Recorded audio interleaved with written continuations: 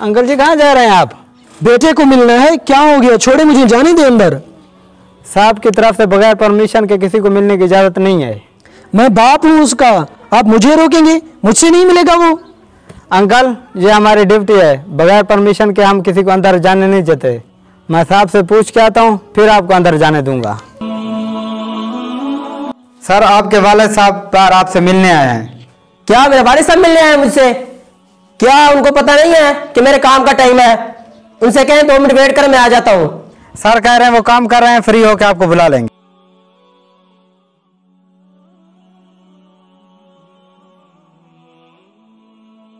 औलाद की ज़िंदगी का कीमती तरीन असासा उसके वालिदैन हैं।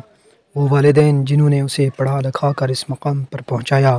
बेटा आज अपने बाप को मिलने से भी इनकार करता है। खुदारा अपने वालिदैन का एहतराम करें और इस तरह के नारवा सलूक से परहेज़ करें।